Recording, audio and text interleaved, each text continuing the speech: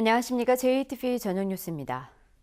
33명의 사상자를 낸 군산 유흥주점 방화 사건의 피의자 55살 이모 씨가 온몸에 심각한 화상을 입었습니다. 전북지방경찰청은 이 씨가 방화 당시 옷에 불이 옮겨붙으며 전신 2도 화상을 입어 현재 경기도 부천의 한 병원 중환자실에서 치료를 받고 있다고 밝혔습니다. 경찰은 이 씨가 치료를 마치는 대로 구속영장을 신청할 방침입니다. 군산 유흥주점 화재로 스프링클러 설치 기준이 논란이 되는 가운데 전주방송이 지난 4월 지적한 전주 근로자 종합복지관에 전주시가 스프링클러를 설치하기로 했습니다.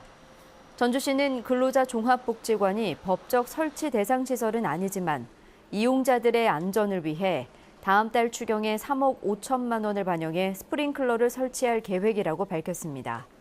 근로자 종합복지관은 2층과 3층에 목욕탕과 체력 단련 시설이 있어서 하루에 최대 600명의 주민이 이용하는 다중 이용 시설이지만 옥내 소화전만 설치돼 있습니다. JTB가 집중 제기했던 지난 가위박물관의 설립과 유물 구입 과정 등의 문제점이 대부분 사실로 확인됐습니다. 전라북도는 주민감사 청구에 따라 석 달간 감사를 실시한 결과 진안군이 설립 타당성 조사를 소홀히 하고 감정평가를 거치지 않고 유물을 구입한 데다가 수탁 단체도 공정하게 선정하지 않았다고 밝혔습니다. 전라북도는 조만간 징계 대상 공무원과 징계 수준을 결정해 진안군에 통보할 예정입니다. 6.13 지방선거에 나선 단체장 후보 10명 가운데 3명은 선거 비용을 한 푼도 돌려받지 못하는 것으로 나타났습니다. 도지사와 교육감, 시장 군수 선거에 나선 54명의 후보자 가운데 선거 비용을 100% 보전받는 사람은 모두 35명이고 50%를 돌려받는 사람은 모두 4명이며 전체의 27.7%에 해당하는 15명은 전혀 보전받지 못하게 됐습니다. 선거 비용 보전은 15% 이상 득표하거나 당선된 사람은 100%, 10% 이상 15% 미만 득표자는 50%를 받습니다. 국회 하반기 원구성에서 도내 의원들이 여전히 특정 상임위에 집중되고 있습니다. 도내 의원들의 희망 1순위를 보면 국토위는 기존 정동영, 안호영 의원 이외에 이용호 의원도 신청했으며 농해수위는 정운천, 김종회 의원이 계속 머물기를 희망해 이대로 가면 도내 의원의 절반이 두 상임위에 쏠리게 됩니다. 또 유성엽 의원은 정무위, 김관영 의원은 법사위를 바라고 있는 것으로 알려졌습니다. 이럴 경우 서남대 후속 대책인 공공의대와 문화체육관광 분야를 관장하는 교문이 미래창조과학방송통신이 희망자는 한 사람도 없어 전북 현안의 원활한 추진에 어려움이 예상됩니다. 군산대학교가 새만금 컨벤션 센터에서 제8차 종합발전 계획 수립을 위한 의견 수렴 워크숍을 가졌습니다. 군산대학교는 이번 워크숍에서 GM 군산공장 철수 등으로 어려움에 처한 지역사회가 위기를 극복하고 지속적인 성장을 할 수 있도록 지역 거점 대학으로서의 역할을 논의했습니다.